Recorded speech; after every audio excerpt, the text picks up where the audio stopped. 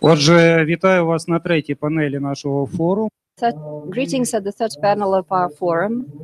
Today we have been speaking a lot about most important things, about security in Ukraine, and clearly on this security situation in Ukraine, a lot in the world depends, and clearly on our continent likewise. We have been speaking about one of the essential things, which is the development of industrial complex and the economic development of Ukraine. And now our panel begins, which is dedicated to the place of Ukraine on the map of the world, what role it has to play, what significance we attach to our country. In our expert community, we say a lot how extremely important for Ukraine is its identity and its entity,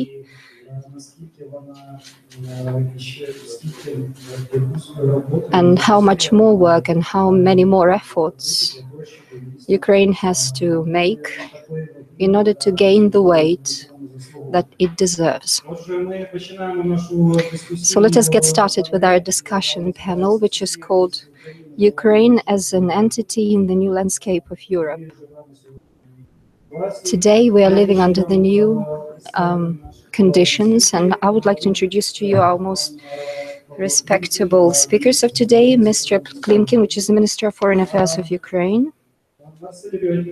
Mr. Marcel Röti, who is the Director for Friedrich Ebert Stiftung in Ukraine and Belarus, Boguslav Hrabot, Editor-in-Chief of Rzeczpospolita Poland newspaper, and Jason Smart, Director of Non-Governmental Organization for Free Ukraine from the US.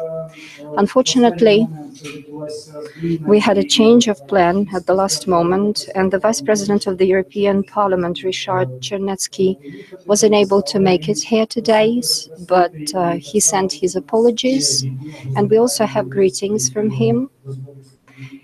So I will take this privilege to read his letter to you, and then we will have an opportunity to engage in our discussions.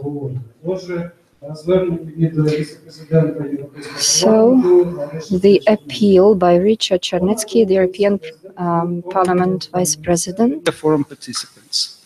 I regret that my political duties as Vice President of the European Parliament didn't allow me to be here at this very important conference. The theme of today's forum is to find balance for Ukraine's current difficult economical and political situation. We all know that your country is currently conducting regular warfare in the Donetsk region. Part of territory of Ukraine has been unlawfully annexed by Russia. The official sanctions imposed on Russia and the European Union have not been sufficient.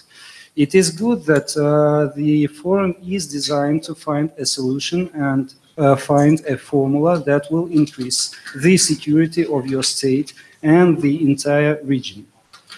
We should find solution to have possibility to counteract on similar aggressions in the future. Ukraine is an integral part of Europe, not just because of geopolitics and culture. It is in the interest of the whole Union to provide support and seek greater cooperation in all areas with your country. Striving towards stability in the region is a must for the international community. I am glad that one of the panels is entirely devoted to the economy. Ukraine is an important economic partner, not only for my country, Poland, but also an important partner for the whole European Union. I hope that during this conference we'll be shown how important and beneficial for both parties is our real partnership. How many economic benefits can Ukraine have by cooperating with the EU, and how much to gain on this cooperation can both sides? But let's also say honestly, there are skeptical European countries about economic and political cooperation of the Union and their states with Kiev. I wish you fruitful discussions and finding solutions that I hope in the future will allow us to increase the political and economic security of Ukraine and to develop a long-lasting relationship with the Union on many levels. Отже, це було звернення. So this was the appeal by Mr. Richard Chernetsky, the European Parliament Vice President. And I think this is a very nice start for us to begin our discussion about the place of Ukraine on the map of Europe, about what its current place on the map of Ukraine is, and about Ukraine as a separate identity. So, Mr. Klinkin, the floor is yours. Thank you very much indeed. First of all, good afternoon, everyone. And I want to thank for this message extended by Mr. Chernetsky. Over the recent years, I have had a lot of fruitful discussions with him. I will take this privilege to start with a joke. Some 4 hours ago, I came back from Israel. I was there on an official visit, and one of my old friends of mine told me a very old joke. When someone, unfortunately, there are a lot of people in the world who want to migrate,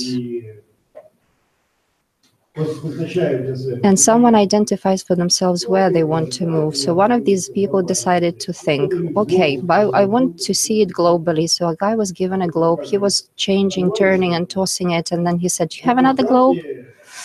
So that's the point. You see the sense of the contemporary world. This is the sense of the lack of certainty. When we speak about identity or the entity of Ukraine, although I do not like to raise the issue in this way, but I will say just two plain things. First of all, we measure our independence in years, just like every other nation. However, when did the Ukrainian project start? When did it begin? I believe that Ukraine as a project was shaped as such only at the time when we began to be aware of ourselves, which was at the time of the Euromaidan. And when we say kudos to Ukraine, kudos to the heroes of Ukraine, we only say that fully realizing that Ukraine is our future, because there are a lot of discussions and debates in the politics on whether we have reached consensus on what the Ukrainian project is all about. My answer is we don't have this consensus. But do we understand what this consensus or what this project is all about? Naturally, it has to be the project of freedom, because Ukrainians really strive for freedom. It has to be a European project, definitely, because in our mentality, history, and a lot of other dimensions, we belong to Europe. Naturally, this has to be a democratic project. How else can it be? Yet, if we take another perspective, we immediately get stuck in a discussion. Let's pose a question differently. What can't we imagine this project without? Personally, I can't imagine this project without the proper understanding of our history. Whatever its definition may be, how complicated it may be. These famous words, we have some Polish friends here. Remember, John Paul II said, "Don't be afraid, fear not to recognize these difficult, complicated moments and points in your history, but try, endeavor to understand it," because in the Soviet times, the history was written in such a way that it was mutilated. It was beyond recognition. So it's only now, I believe, that we are beginning to implement our Ukrainian project. And here, because of the lack of consensus, and for what reasons we can discuss it further on, there are sometimes decisions taken not duly, sometimes inconsistent, sometimes emotional, and they will continue to be taken. But we understand that they are absolutely necessary, because we understand that we as Ukraine and we as a Ukrainian project will simply be gone. And second point, we have been engaged in this discussion about our place in Europe. I believe that we have to put a stall to this discussion. By definition, we are a member of Europe. We are on the map of Europe. We shouldn't say all the time the message should be this or the message should be that. Let's change these couple of sentences. Let's change 2 words in this formulation. In fact, I believe Ukraine will define not only its own pathway in its progress through the European project, and we shall see how it will go about, but it will be the determining factor in the European project. Look at the Europe as it is now. The Russian Federation, which is endeavoring to engage and wage a hybrid war, not only against Ukraine, but virtually all the countries in the world, not only through interference in elections. It poses a threat to the existence of a lot of democratic institutions, the existence of democracy in the world. What's next? Now the Russian Federation is controlling, let's be politically correct, with their victory in Syria. Right now they're holding a harness on the flows of refugees, on the ways these refuge flow will take, and how Europe will get out of the situation. A lot depends on Ukraine as well. As I believe myself, through my interaction with many politicians, and not only politicians, even citizens of Europe nowadays are coming to understand that naturally, in some way, something has to be done to Russia as a reality. But this reality cannot be, European reality cannot be built without the place of Russia or Ukraine in it. And therefore, the place of Ukraine is much more significant than a lot of us can even imagine. And in fact, we have this responsibility to assume, although there are lots of politicians who will say politically correct things to you, but when you have informal interaction in Europe with those that are not very correctly identified as average citizens, and you say that hundreds of thousands of Ukrainians are still fighting with the weapons in their hands, these people begin to come to understand what's truly happening. And then you begin to realize who will be taking part in redefining the future of Europe, and who respectively will be pursuing the way of compromises. I don't think that Europe will continue the way of compromises, because they already understand that this hybrid war that the Russian Federation is engaging is the global war against democratic institutions. These are not just identical actions against certain nations. Look at what's happening in the Netherlands right now. Everyone knows why the referendum was held. Everyone knows what's going on right now. Catalonia, the representatives of Southern Ossetia come to this nation, and you see what's going on. So it's everywhere, basically. So we are talking about the future of the transatlantic world, the way we see it, the way we understand it, which is based on the values as we understand them, and the place of Ukraine in the fate, in the destiny of this world is much more significant than many of us may imagine. Although, of course, this is a very nice discussion about the identity of Ukraine, the entity of Ukraine. Sometimes we speak about this type of relation, another type of relationships. We're not adult yet, we're not mature yet, but we are approaching it. We are approaching the understanding of what project we truly need, what type of Ukraine we require. And yet again, openness, freedom, openness to the European democracy, but the awareness about how we are different from others, and what we can do and what we are able to do much more than anyone else. So at this point, I would like to put a period. Thank you, Mr. Minister.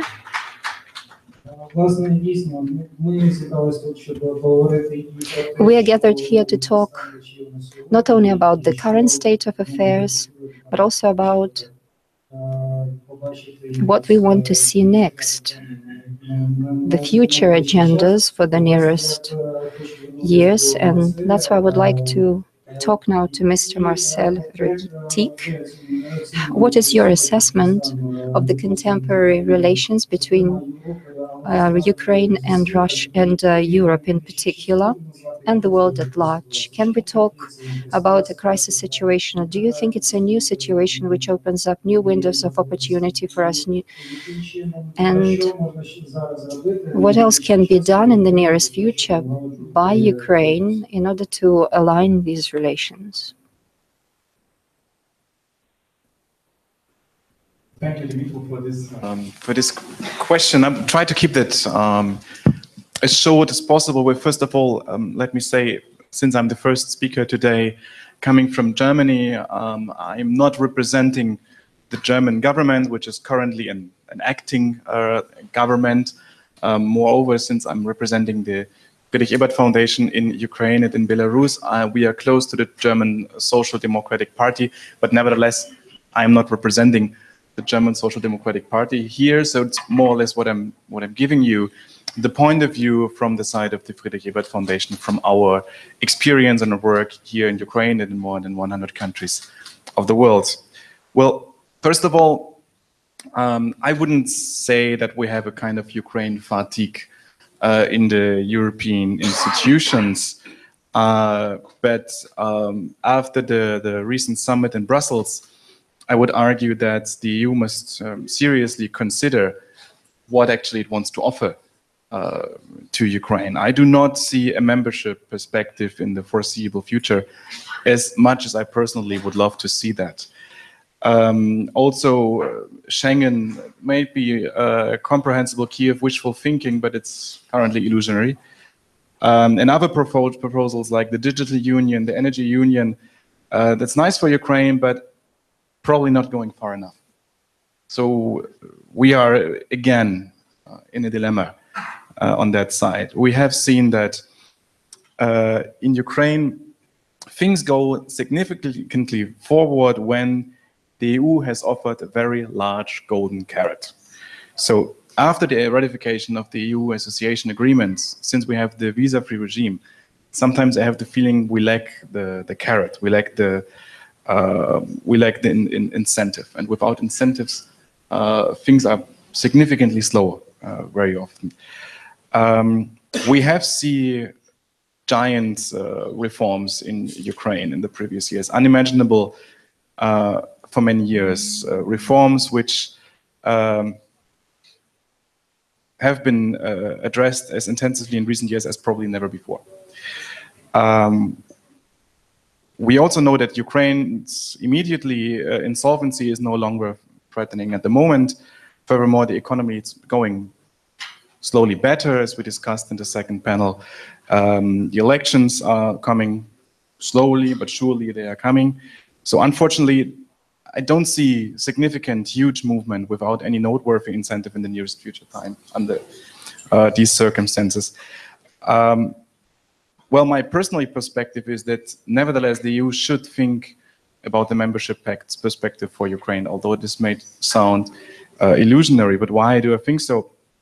Well, first of all, when we talk about the word perspective, it means a long period of time. With all kinds of conditionalities that have to be fulfilled, and it's exactly the carrot that we need. And at the end of the accession process stands not necessarily the membership itself, as we see in the Turkish case currently, but purely the process would demand from Ukraine everything that we need, and probably these are the incentives that we need. You asked about reforms to be implemented to achieve European integration or deeper European integration. Well, the full membership remains illusionary, unfortunately, and we do not speak about the membership perspective in the current moment. But of course, we all want Ukraine to become a truly European country, although Mr. Klimke mentioned that Ukraine is a European country. But we want that the conditions, the lifestyle conditions of people are truly European, if to use this term. Personally, moreover, I believe in the magnet theory. If people are better off in a democratic, free and prosperous Ukraine than in an authoritarian neighboring state, it may have an impact on the region as a whole. And a success in Ukraine would also prove that Europe can succeed as a project. For this, of course, first of all, we need fundamental standards to be fulfilled. Let me make it very concrete. Nobody mentioned that today, but we need absolutely free and independent anti-corruption courts. We have NABU, that's the instrument that we need, but without properly functioning anti-corruption courts, NABU will remain the tiger without teeth, if you use this term. Moreover, NABU still needs strengthening. We speak about 700 detectives to be recruited. Right now we have 200, approximately. Nowadays, we often discuss about the National Agency for Preventing Corruption. Well, probably also this institution needs to have an urgent revision.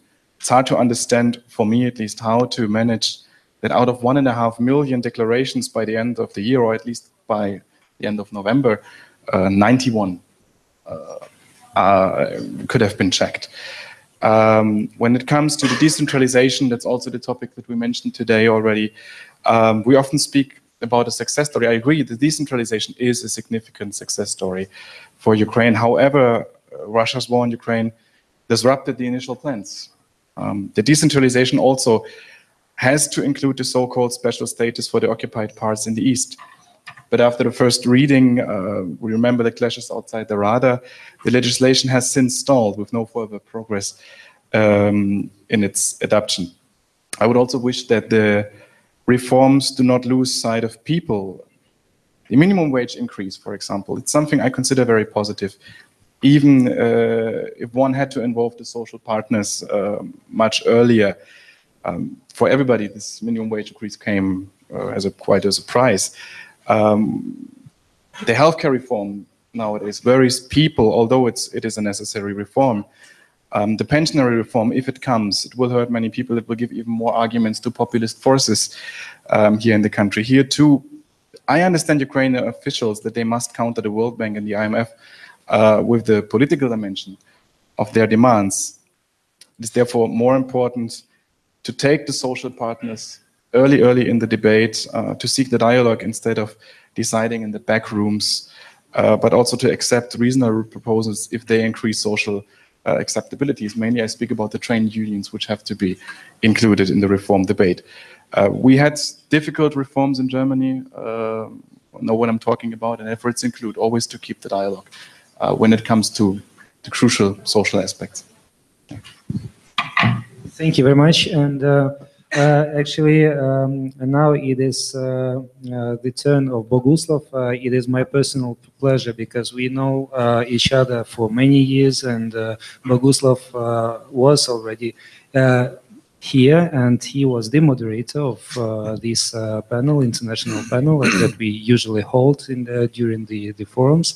And indeed, we are talking about the various types of relations with the West, with Europe, and the state of relations is sometimes better, sometimes worse.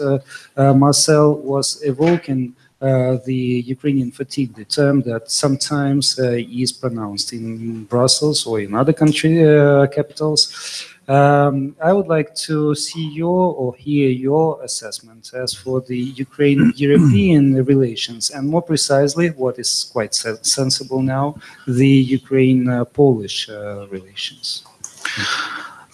Thank you very much. Let me thank you at the very beginning for this privilege of being here. It's always good to be with friends in Kiev, Warsaw, Brussels, or elsewhere. I was lucky to be here during the first Maidan, second Maidan. I'm happy to come to peaceful Kiev today, and I believe it will remain peaceful. Of course, I'm not representing Polish government. I'm representing Polish independent public opinion and newspaper I run. That's always full of criticism for all possible governments. That's our role. So what I want to say to you is that rationally, nevertheless, who rules in Warsaw? There is no other way for us to support independent, free, and constantly developing Ukraine. That's the basic thing. We got a number of disputes about politics, but no one questions such a thesis. There's a full consensus among, serious actors on the political scene that there is no other way to support our friends in Ukraine. That's something that I'm sure about. Because independent and strong economically Ukraine is a factor that stabilizes Central and Eastern Europe. I think that Europe needs it. As you know, Poland, together with Sweden, we were the authors of Eastern Partnership. Not for Ukraine, but for all the eastern part of Europe, and it was kind of a fundament of credibility of Polish foreign policy last years, and we will continue. We'll continue this. No one withdraws also from the idea of supporting Ukraine's ambitions to participate, to be a member of EU. That's also behind any questions and dispute. Another thing that it's absolutely necessary to say about is these are millions of Ukrainians working in Poland today.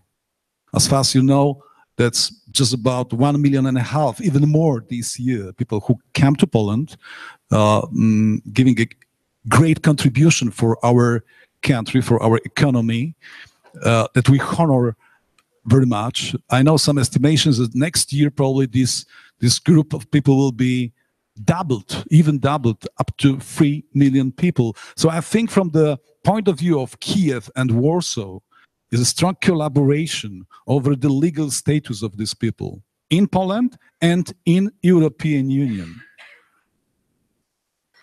As you know, the welcome for these people is absolute. There is no other discussion about the role of these people in Poland. Thank you very much for this great contribution for us in the time that millions of Poles are in England, in Ireland, in Spain, etc. So I know that there is a bit of a dispute today between two nations and two countries about the historical policy. I know that we have a bit of a crisis today in our common relations. There are some names, across border, that are a bit troublemaking for us.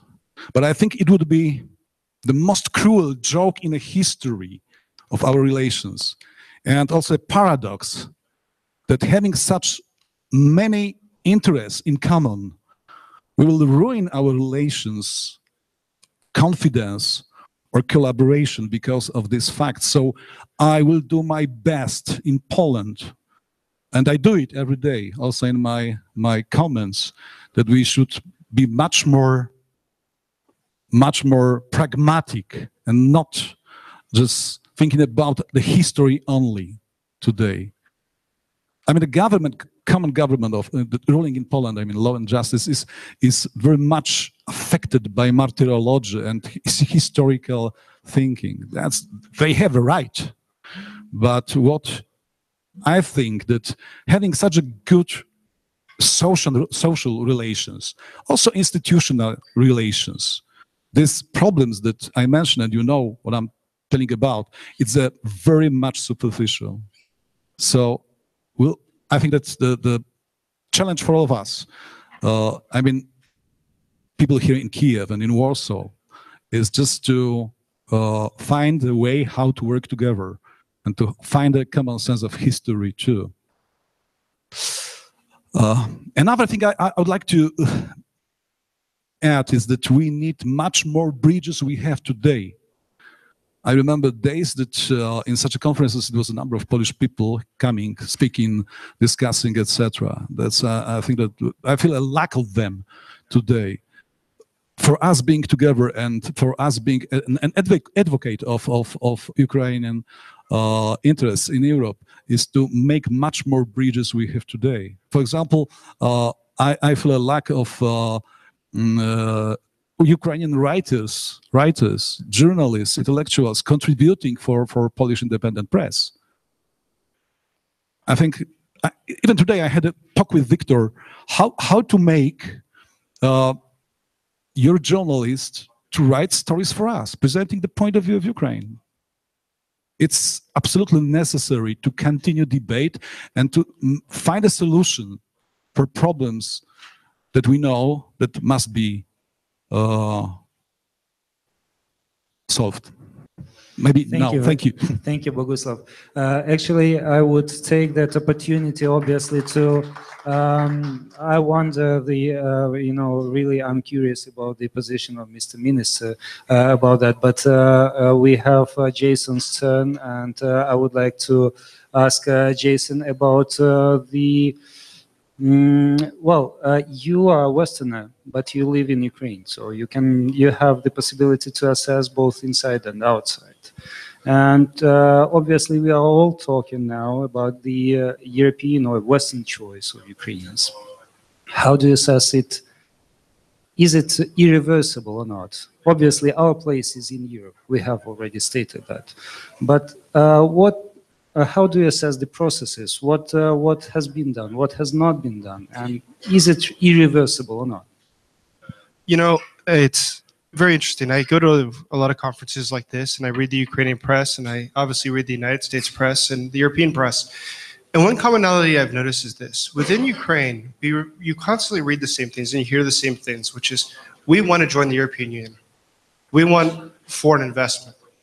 We want foreign military assistance. And these things are clear. Everybody, I think, understands why, and I would agree, and I think most people agree, those are all good things and should be given to Ukraine. But it's not framing the debate correctly. The narrative is not being given correctly to the West or to the United States or elsewhere. The question isn't whether or not you want to join the European Union. It's why would someone in Europe want you to join the European Union? You want foreign investment, that's great. Why would a German businessman want to come here and put his money in this country when he could put it in, say, Poland or another country? Why is it that by giving weapons to Ukraine, it's not about Ukraine, you're defending all of Europe? The narrative has to be changed. The way that it's discussed is that this is not about if Ukraine wishes to be in the European Union, wishes to be further integrated in the West. It has to be about how this serves the direct interest of the other countries, where this actually benefits them even more so to do this. You're giving them a deal. Look, if you help us, it will do even more for you. And the narrative has to change. You know, I was recently in South America. I was in several countries in South America. And somebody said something really fascinating to me. I met a group of Ukrainians. I heard Ukrainian, and I thought, that's incredible. I can't believe that. So I approached this group of guys, and I said, where are you from? And they were from somewhere in Rivne, actually, Rivne, Ukraine. And I said, what are you doing here? And they said, we're in the fish market. And apparently they have fish farms there, and they export the fish to Ukraine. I said, that's fantastic. That's great. That's, you know, I'm happy to run into Ukrainians somewhere else in the world. And I said, how's business? They said, well, you know, it's slowed down by a few things. One is corruption. Okay, that's not surprising. But the other one he said, which was surprising to me, he said, well, we have visa-free travel to this country. It was Ecuador, actually. But we do not have reciprocity, is that Ecuadorians cannot travel back to Ukraine without a visa. So people that have an interest in doing business with us, because there's no Ukrainian embassy in Ecuador, have to send their passport to Peru. They have to wait a period of time that comes back, and it hurts us for business. Why don't they just open this up for us? Why can't they just travel over to Ukraine? They come for 2 days, they make business, they invest. This attracts foreign investment and makes it easier.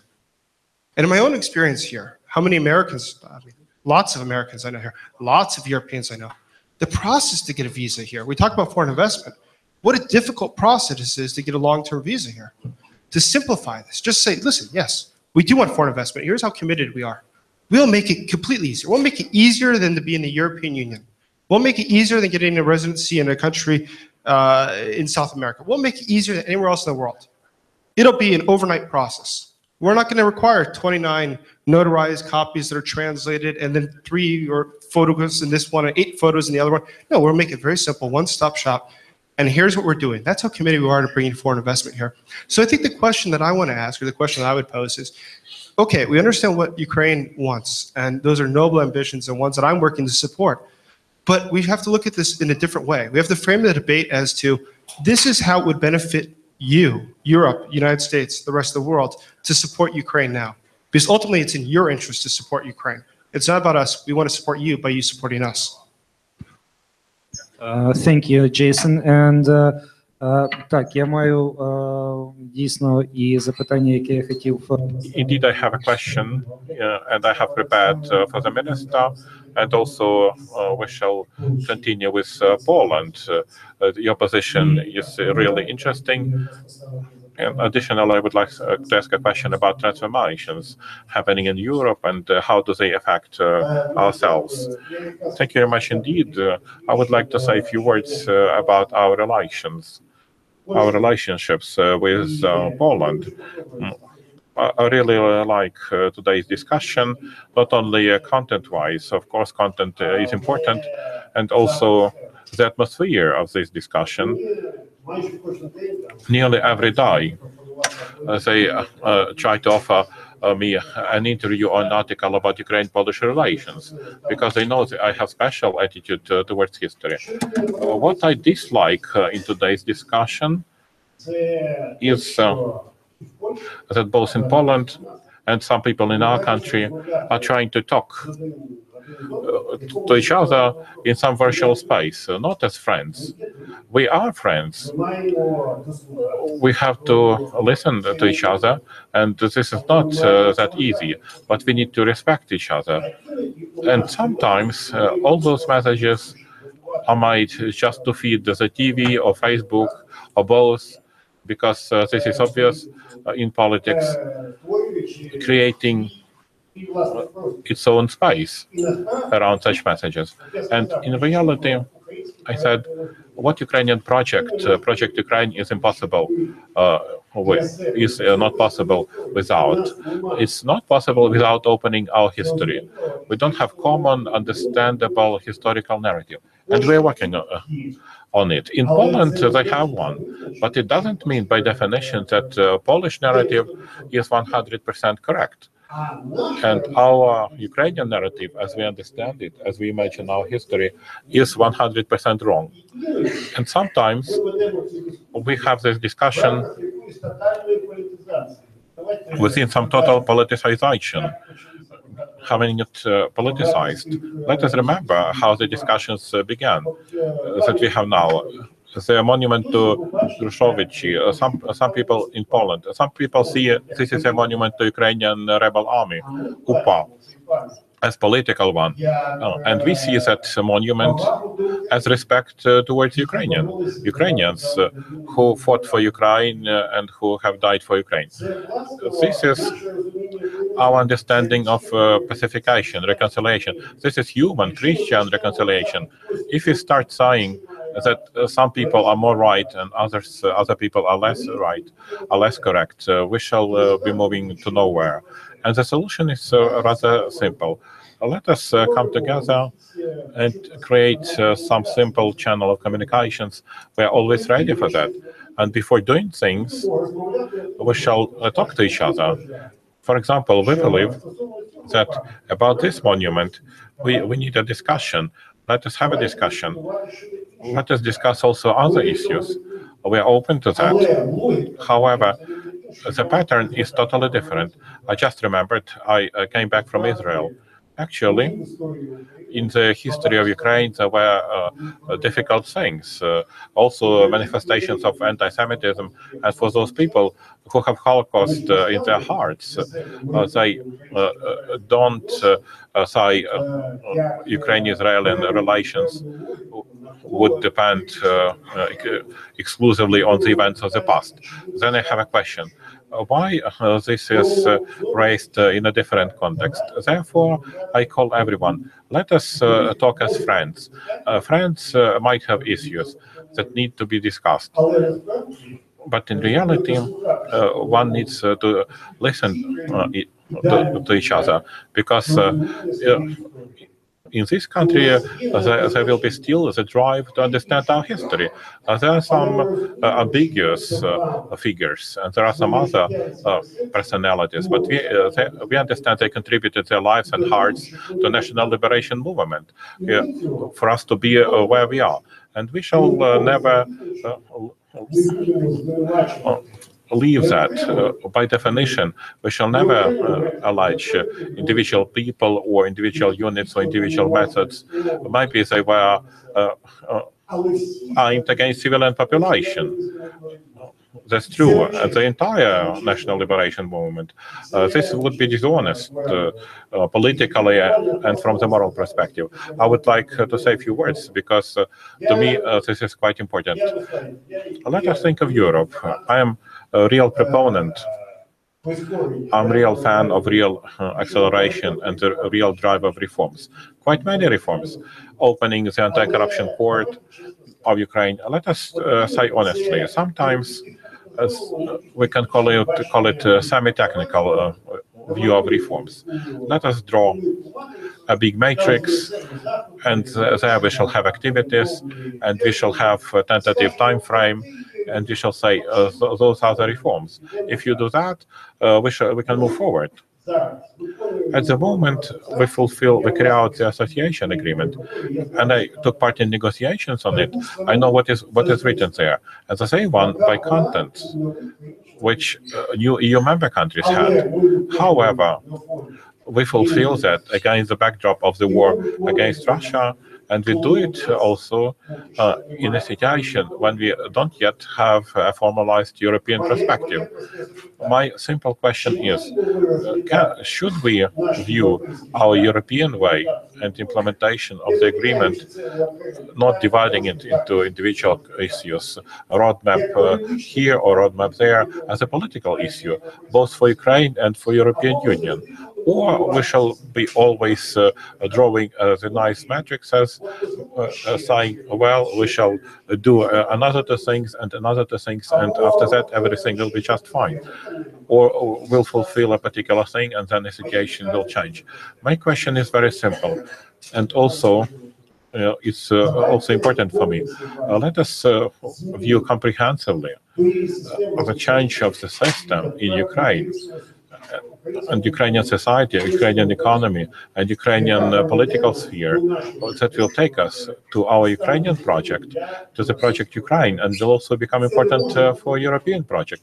And this cannot be a technology. This cannot be just a technology, and this is important. This is actually high politics. And Russia, yet, sometimes understands it better than some European politicians. So I see a real progress in understanding of this by quite many, even by those people who were sometimes occupying a careful position, a cautious position. Indeed, there is a clear narrative now that Europe must find itself, and it must find itself jointly with Ukraine, because what is happening in our country and our struggle is important for the fate of Europe. And the last thing, very brief, that thing around the visas, as no visa regime with European Union, and there are quite many other things in that field. When I was traveling here, we received a message from Arab Emirates that they have completed the internal procedure, so we are launching that as well with UAE. Let us see how many countries did we have with no visa regime or simplified visa regime 3 years ago, and how many we have of them now. I believe now we negotiate about no visa regime or simplification with 20 plus countries.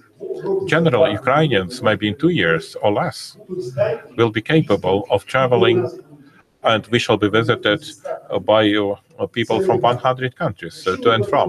And this is not a slogan.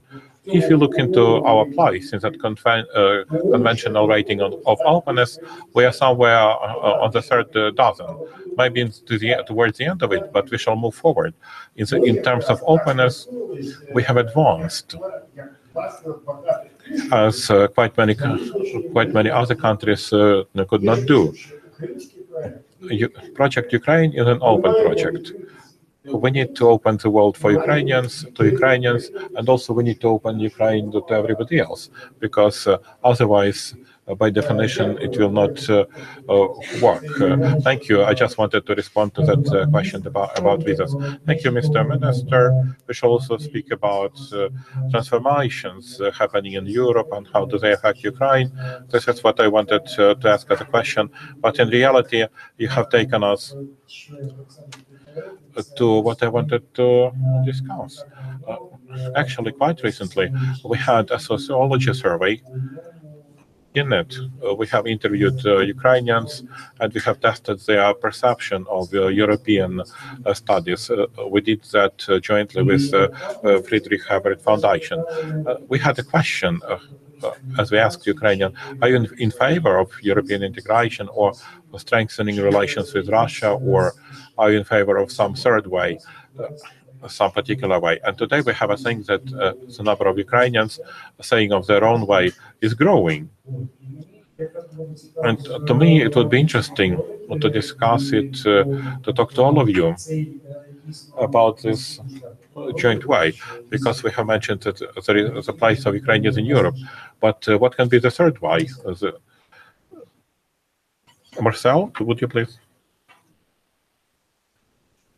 When you described our study and the growing amount of people who speaks about we need a third way. We can't be with Russia. We need to be realistic with the European Union. What is the third way then? And actually, while you asked the question, I asked it to myself, well, what's the third way? Then the thing is that the last 15, 17 years, we came in this region of the globe in this situation that countries had to choose between either or. And the choice was not very fair. Let me put it so. We have seen that Ukraine was always struggling between this either or for many years, beginning with Kuchma, and then with Yanukovych even more. That we always spoke about the association agreement. It should come, it should come, it should come. And then just before the signature had to be, the government changed the position, and we knew where all of that was leading us. I personally don't like the fact that we need to think about either or the third way, which none of us can define. The third way means moving back to the past, to where we've actually been. The third way for me sounds like Kuchma times. Maybe the way is to change the whole situation tremendously by removing this either or choice. And this starts first of all that the European Union and the Eurasian Economic Union needs to find some channels. Technically, they already have that. De facto, politically, I have the feeling no side takes the other serious or is about to go the first step. Moreover, from the European side, we always hear, well, we can take the first step once we build trust between each other. Trust building is currently almost impossible as long as the situation in Ukraine is the situation as it is. So I would raise the hypothetical question. So if you cannot build trust, or if you cannot wait for building trust, why not starting the process of dialogue between EU and Eurasian Union, and in the process of dialogue in such a way building new trust, so that in the end it's no problem for a country whether it decides for the association agreement, hopefully in the far future for the EU membership, and at the same time having close ties to Russia. I know that's easy for a German to say when you do not have the war on your own country, but nevertheless, that's what I personally would hope for the long-term future, that we could overcome this either-or game here on the continent. Yeah, when I was talking about the own path, I wouldn't necessarily mean either or, but obviously it is curious to talk about that. Boguslav, you had some reaction to Mr. Minister's words, and also I would like you to comment on the... I got a number of comments, but let's start with the third way of your own path. It sounds familiar for me, because in the 70s, in late 70s and in 80s, it was a dispute in Polish opposition, some is that opposition, about the third way in economy. Because we had Soviet-type real socialism in Poland. And of course, for people who were educated in socialism and Marxism terms, it was impossible even to think about capitalism. Because capitalism was behind. Yeah. So what to do to get away from socialism and not to come back to capitalism? As you all know, the future was communism. It was also not in favor of us. So I remember a number of articles, disputes, how to find a third way, something special, something metaphysical, etc., etc. And in 1989, something happened. Balcerowicz came, and he jumped into capitalism strongly. And no one even later spoke about third way. No third way. Now we have free market capitalism with some interventionism, and that's the third way. What about Ukraine? I think that the only way for you, not the third way, or fifth, or fourth, or 10th, is to keep economy strong. Reforms, reforms, reforms. I'm not coming here to evaluate your reforms, because I believe you know the direction. But you must continue your reforms, because only the strong economy will make you the state to take a choice. If you are strong, you'll be wanted very much to join EU or to play a role just in the middle. So forget about third way. Just make your economy stronger. Fight for it. The recipes are pretty simple. Excellency, one comment to you about Polish relations. You know, I think that we cannot be driven by emotions between countries. I remember the beginning of the 90s. It was no deeper breakdown between nations between Poles and Germans, because of the wartime. We lost 5-6 million people in the war, and every family was touched by the Second World War. We had a kind of a benchmark relation between France and Germany after the Second World War. But it was very difficult to imagine how we can forget about the past time and make our relations with Germany on a new path. We did it in 5 years, 10 years. It was a number of institutions working together. I was one of them, just contributing a lot for this dispute. And today, Germany is #1 partner for Poland in everything, in economy, in politics. There's even a mythological relation between Merkel and Tusk that Kaczynski and his followers speak about. So it was it was not easy, but it was possible to find a way how to work together, to find understanding. So I believe that we can do the same between Poland and Ukraine. But keeping in mind that if we are so successful on a social level and institutional level, let's put the matter on the institutional level. That's not the advice only for you. That's my constant advice also for Warsaw, for Polish government in Warsaw. We Slavs, okay? We in Central Europe, we are very much emotional and driven by history. But it's something more important, the future generations. I mean, the success of future generations. And we should think about it, first of all, and basically about it. Thank you, Boguslav. Jason, actually, I would like to continue with that question. Whether you think that there is some specific way. Obviously, I think that everybody has an answer in this room, but I would like to hear your evaluation about this specific way of development of Ukraine. What could be the way? You know, I can't disagree with what y'all said. I completely do agree. I mean, there is no third way. It's very simple. There's only one way. And that way is going to be through reforms. It's going to be through fundamentally changing the way that things operate and improving the quality of lives of others. And, you know, I don't wish to get into the historical questions.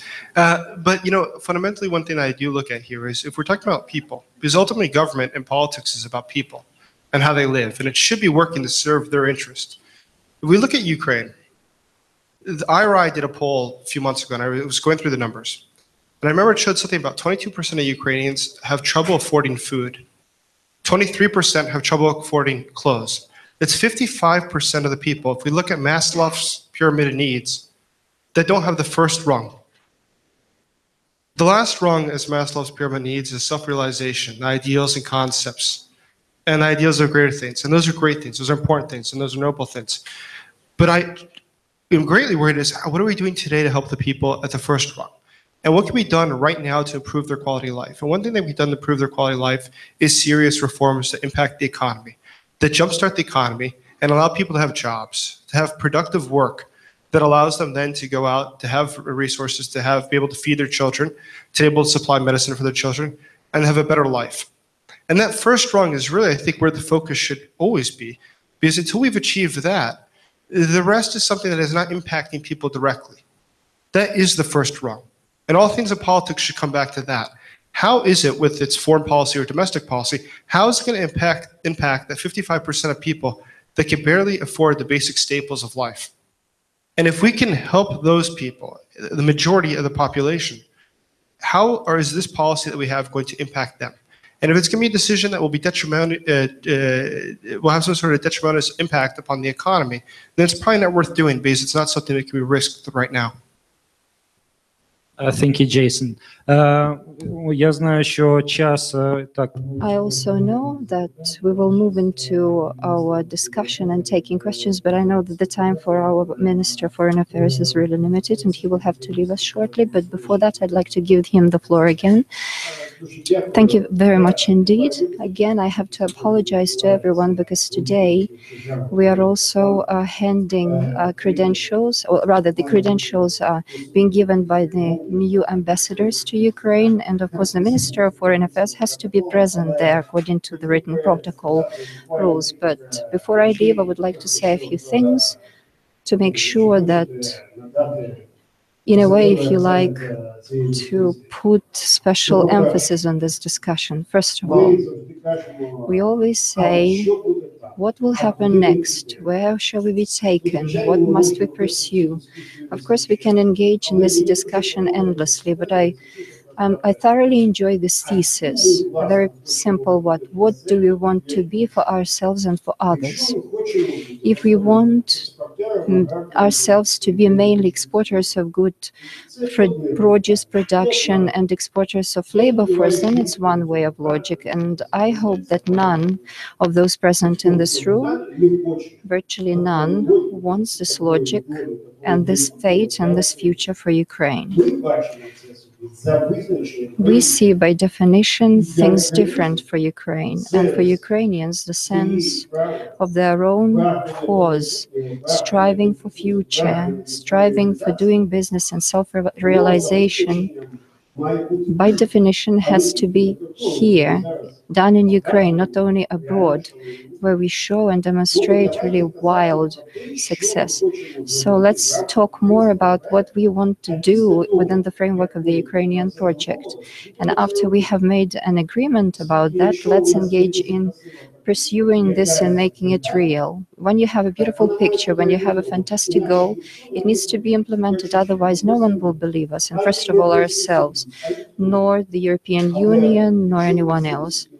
Unless we believe it ourselves that we can undertake it and pull it off, we are capable of pulling off and moving mountains. I mean, look at this. Who has ever engaged in the war with the Russian Federation and not lose it? By definition, no one has ever managed to do that. So please, let's change the perspective, the angle of our discussion. Another important thing is, let's be honest, frank, and say that Ukraine for the Russian Federation, at least for the Russia that we are facing today, is lost. It's gone forever. I'm not a futurologist. I don't know what's going to happen in the next 100 years. Perhaps the world will be different with its new rules of international law, new rules of trust. I don't know that. But what I know is that for the generation our generation and the generation to follow. And as we have mentioned, politics should be done unemotionally. Yes, in a way, I agree. For Ukraine and Poland, it works, but for the condition of the warfare between Ukraine and Russia, it's not very operative. So Ukraine for Russia in the nearest foreseeable future, not for 2, 3, or 5 years, it's gone, it's lost. So I remember these discussions some 10 years ago. Take the East or the West. Perhaps we can bind them both. Maybe we can maneuver between the two. This is all over by definition. And the third point, very plain. Why is this Ukrainian project and its logic is supposed to contradict how we are moving and how we are defining, I say it again, how we are defining this European project. I will never come to understand it. Personally, I believe that these processes, they complement each other on the one hand, and on the other hand, this is the same process. What's happening in Europe? Is everyone the same? Does everyone have the same mindset, the same social systems or economic systems in place? No. But sometimes emotions in politics are really beneficial. However, among friends, let's just sometimes show our emotions and put them aside and be on friendly terms with each other. With our enemies, let us be cool-headed. So let's separate vices from excellent deeds of nobility. We understand our Polish friends in many ways. We can agree to disagree. But anyway, we will see eye to eye. We will see eye to eye with the Hungarians. We are already doing this, but we can't see eye to eye with the contemporary Russian. We have to be honest and recognizing that this is our pathway for the future that we see in the foreseeable perspective. I thank you very much indeed, and again, I apologize that I have to leave, and I'm very sorry that I couldn't take any of your questions, but I promise next time. Dmitry, thank you very much for the beautiful drive during this discussion. Thank you, Mr. Minister. Let's thank Mr. Klimkin for his participation.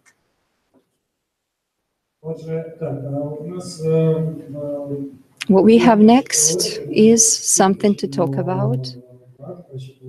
We all have a lot on our plate to discuss, but time is running out. And now is the time for questions and answers by our experts, because after all, this is an expert forum. I can see your raised hands. And still, I will be acting according to ladies' first principle. Therefore, Ms. Leza Yukhnov first. Yes, it's gender equality insurance.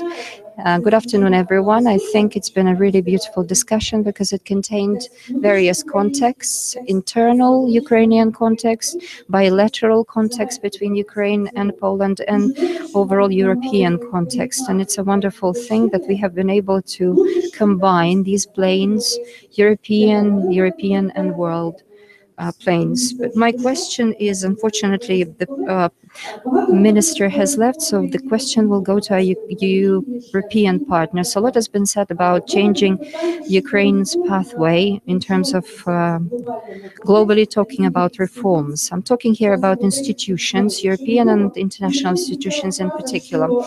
We've heard it today that there are attempts not only on behalf of the Russian Federation to interfere in the election processes, to affect global processes generally, and I believe that the Russian Federation over the last 1.5 years, it has been able to convince everyone that it is capable of changing some institutional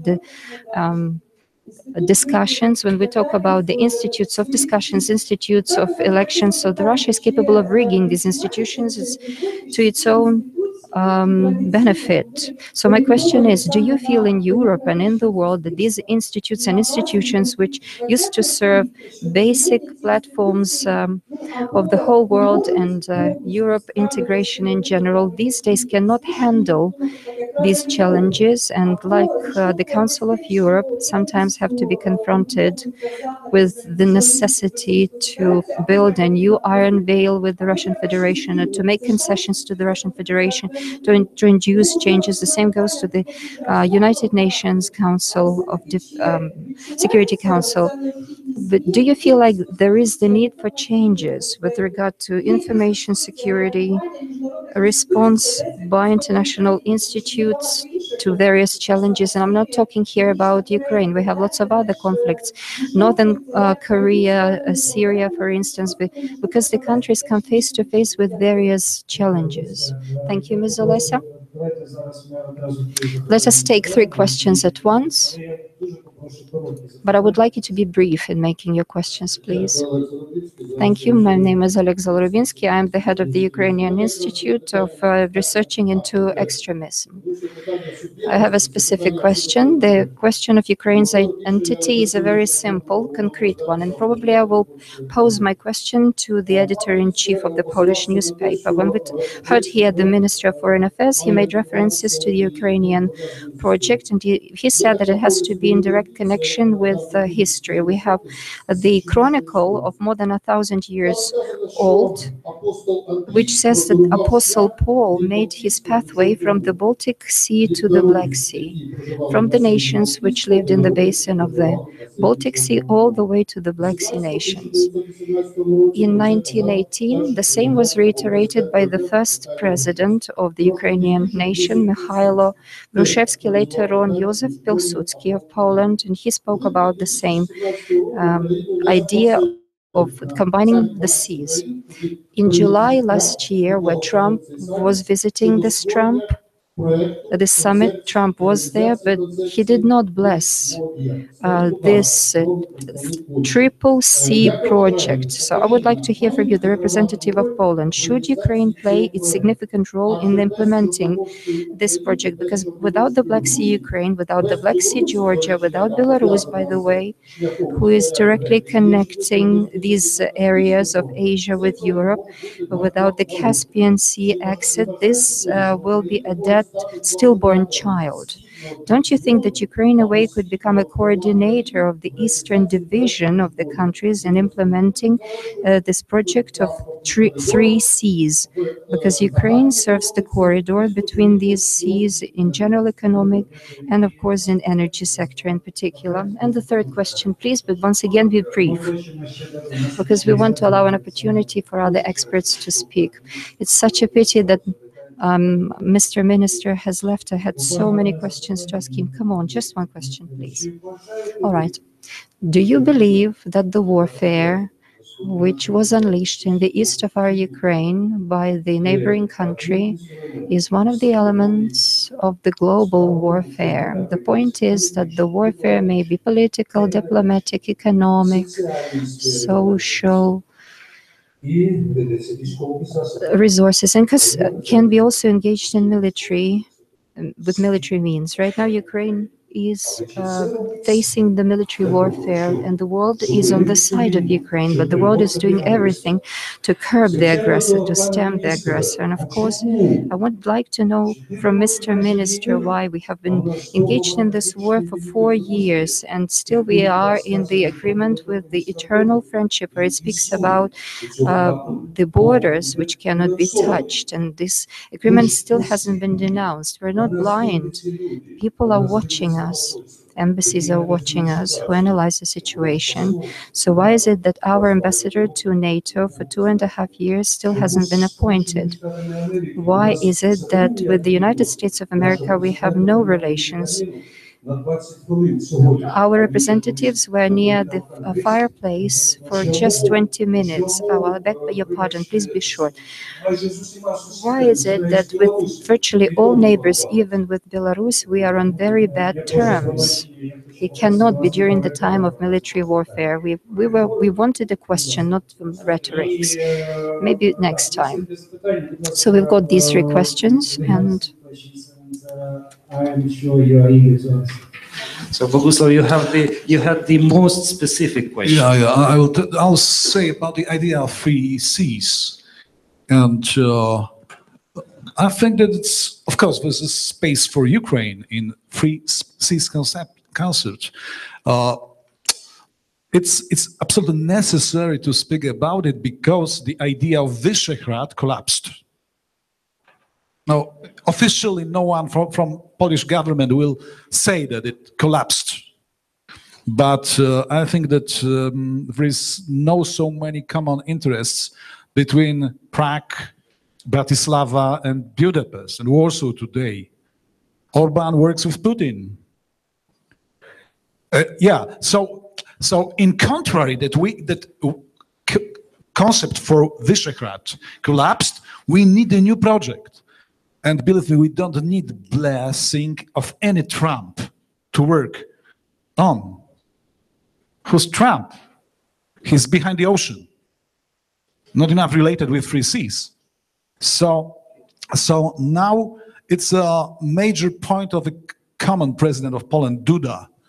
I mean, the three C's, Tremaris concept, yes? Working together between Baltic, Adriatic, I mean, Mediterranean and Black Sea. And you know, only for these guys who are in the States and they have no idea about seas surrounding Europe, it's possible to think about the project without Ukraine. Because as far as I know, Bulgaria and Romania are Black Sea countries, but you have a shore too. So there was a kind of appointment of initial appointment, just working on the concept of three Seas, Tremaris. In Warsaw, there was no Ukraine, and I was criticizing it very much because the place next to the table for Ukraine is natural and constant. So I think that the free public opinion in Poland absolutely supports the idea of joining Ukraine into the group and to work strongly on this concept in politics. That's about the three C's I can say about. Yeah. Yes, thank you. And maybe Marcel and Jason would like to add, but also we had two more questions. And one of the questions was about the institutions. What about the international institutions and how would these behave now in new conditions? Well, regarding the international institutions, I think that's a debate we have since many years before. I remember the time when it was about the Iraq war and the United Nations Security Council, which was not united in that issue, with Germany, France, Russia standing apart from all of that, Germany not even being the permanent Security Council member. I mean, the order which is made for the International Security Council, that's the order after the Second World War. And this order is not anymore the order that we have today. Nevertheless, none of these players in the United Nations Security Council is willing to change that order, because it would mean that somebody would have to give away something, or you need to include somebody into the club. So we will, from the realistic point of view, always and always again during international crisis have this problem that the international institutions cannot respond as they should do, especially if one country, no matter if Russia is it today or USA during the Iraq war, is the bad guy. So we will have this situation again and again. Hybrid threats, the influence into elections. I mean, if the institutions are lamed because of the way they are made, you cannot rely on them. More of a hybrid threats, whatsoever. I don't know, for me, this doesn't sound that new. So we always say that the hybrid threat is something related to the 21st century. That the armies without official logos can enter another country. Well, we had it in the history before. We had the German intervention in the Spanish Civil War before the Second World War, where Germany unofficially, but for everybody obviously, took part as an aggressor in that conflict. So it's nothing which is so new. New today is the digitalization and the threat, the influence that regimes or even criminals could have on other countries, for example, in the elections. But here I must say I'm not yet that 100% convinced. Looking at the USA, which was the most prominent example, even if we would live in the 1970s, maybe Donald Trump nevertheless would win the elections, and he would not even need the help of the Russian spy bots whatsoever. We don't know if they had a significant impact on the election result in the US or not. Looking at Germany, well, we always, before the German elections, we discussed this potential threat of Russia. Would they try to influence the German elections somehow? And only on the election day itself, there were the first reports that there are bots probably coming from Russia trying to influence. It was bots pro AfD. AfD is this alternative for Germany, right-wing populist party. And there were bots probably from Russia mentioning that the government is about to falsify the elections to weaken the result of the AfD. Nevertheless, the turnout of the AfD in the end was exactly what was more or less prognosed beforehand. So we don't know if it had an influence or not. It still has to be assessed, this phenomenon. One more comment about the Russian hybrid activity. We have reports today. We just had a story about it 3 or 4 days ago, and we have reports of 15,000 Russian hybrid activities a day in Poland only. But it's the same all over Europe. And 4 or 5 years ago that we were writing about such an activity of Russian trolls in internet, we were told in French press as Russophobic and crazy. Now everyone understands that is a new way of the warfare, and I'm very optimistic about this knowledge. They are not so stupid in Paris, Brussels, and Madrid and London, so you can rely on them. You know, it's interesting, the role of Russia in the U.S. elections, which is definitely not what we're... Could you please talk into... What the role of Russia in the U.S. elections, one was, I mean, ultimately it was actually quite minimal is what it would seem like, because the polling numbers going into it showed essentially the exact same result that the elections came out as. But what's interesting about that, what I do want to note, is that the techniques that were used by Russia did not differ from the techniques that were used in the 50s in the United States by Russia. The Soviet Union used the exact same things. And there's many books written about this 30 years ago, 40 years ago. So this is not new information. Oleg Kalugin, who was the resident of the KGB in Washington, D.C. for a number of years, then defected to the United States, wrote extensively about racial tensions in the United States and how the KGB tried to use that to split the society and to cause delegitimacy of the elections. And this was something that I read that book in 1999 probably. So this is going back years and years and years and years, back to the 50s, 60s, 70s, the 80s, the 90s, the 2000s, and then finally 2016 elections, we see it again. It's not really surprising. They've been doing this for a long time in our elections.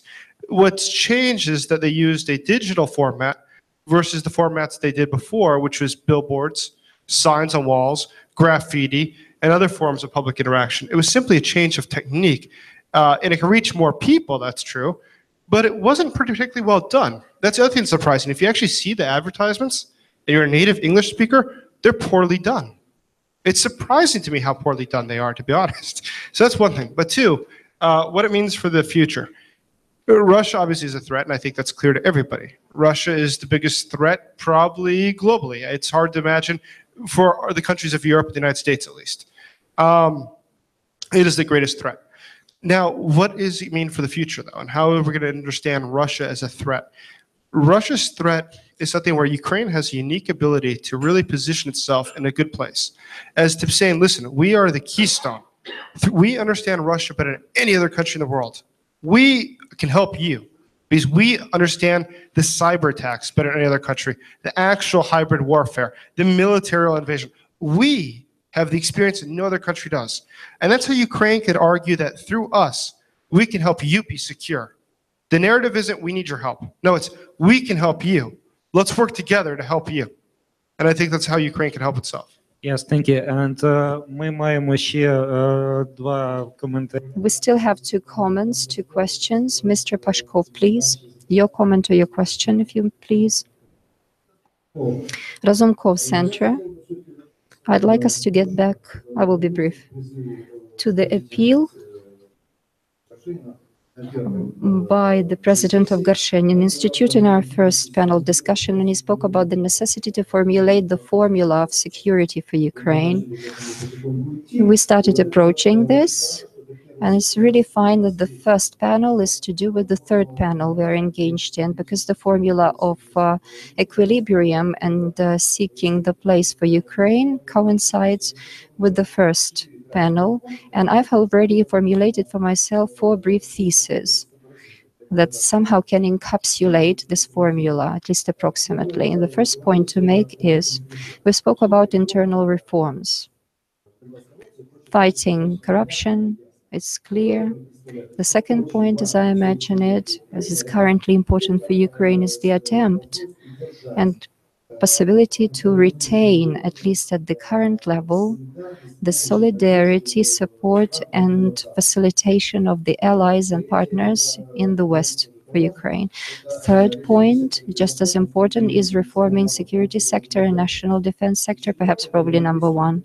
And the fourth thing is European integration, because it's my deep conviction the real European integration through the association agreement is the most effective tool to withstand the Russian aggression. So these are my 4 points. Perhaps our respected panelists have something else to add, and perhaps in the future to elaborate it further, what is behind our today's topic of discussion. And I would really like to extend my words of gratitude for their participation in today's event. And this is an appeal not only to today's panelists, but also to the next panels. Can you hear me all right? Myself, I've also been questioning myself when they invited me to comment on this international part, because recently I have been more engaged with institutional building and interior processes. The minister is gone, and I can thank him now because he's really given a lot of importance to the unity inwardly and outwardly. It's my deep conviction again, and this discussion has given even greater fervor to me to believe that Ukraine has a lot to play in the international space, in maintaining the balance and understanding and the efficiency of Ukraine as a country. For me, these are institutional things. These are responsible political parties. These are fair election processes. It's the parliament that I have to deal with every day, and the qualitative legislative processes. If we have a full set of these strong institutions in place, then of course it will be easier for us to engage in this dialogue about the single position of Ukraine at different international levels, and about the better perception of Ukraine by the international community. And another aspect which was raised today is the values. I've just come back from Berlin, where they discussed the reverting to universalism, saving or rescuing universalism. We talk about universal values in this dimension. And I see that a lot of European intellectuals, as well as in the Russian Federation, representatives of liberal Russia, say that they don't know what we are to expect in the future. The same what the minister said. We can see these somersaults at the international arena. The same what's going on in Germany. It's a great surprise for both Germans and the world community. So Ukraine, under the circumstances, I wouldn't say that we have to be proud. There are no reasons for us to take pride in anything, but at least in rescuing universalism and these universal values, we can show that we are dealing not with the Russian bots. What we are dealing with is not the support of various political forces, although it's true. And in the first panel discussion, we said about that it will be clear and natural that they will be trying to rock the boat and our political elites and to support various vectors. But Ukraine, on a daily basis, pays human lives for these international values. And in this dimension of the Ukrainian-Russian war, this is true lives, true people, true weapons, and true blood. And for me, it matters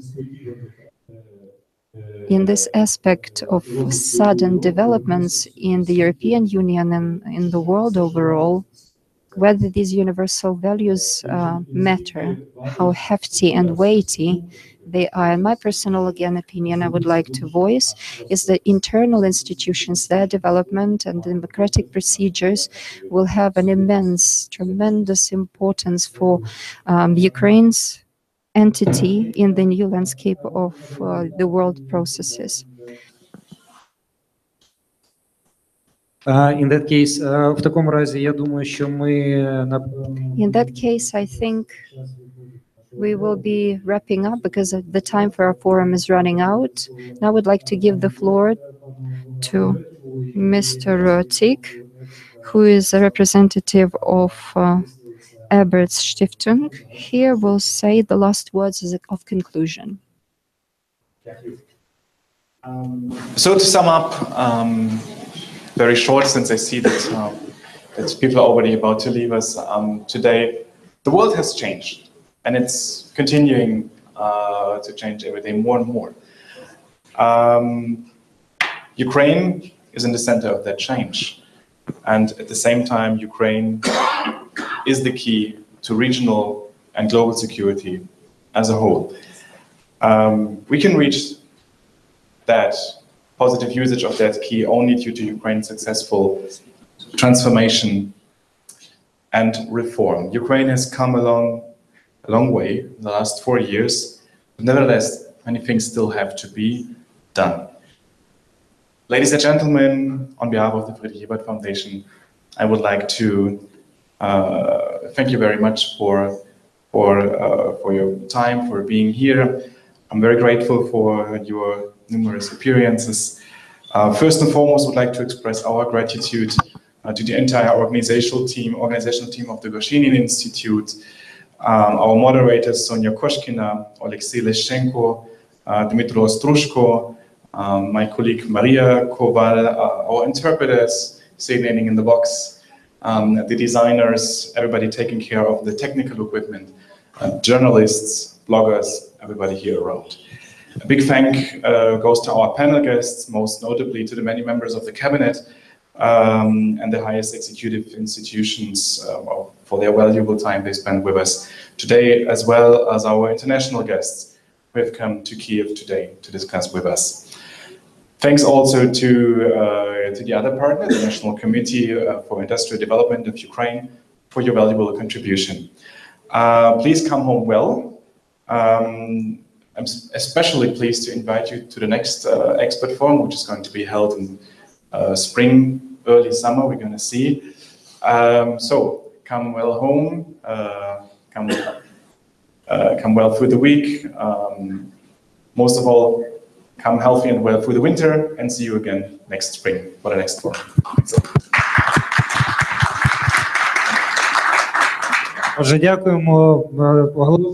Thank you very much indeed. And now we proclaim this forum closed, but at the same time, we proclaim the next forum open. And if you want to pose any more questions, please do it informally. Thank you.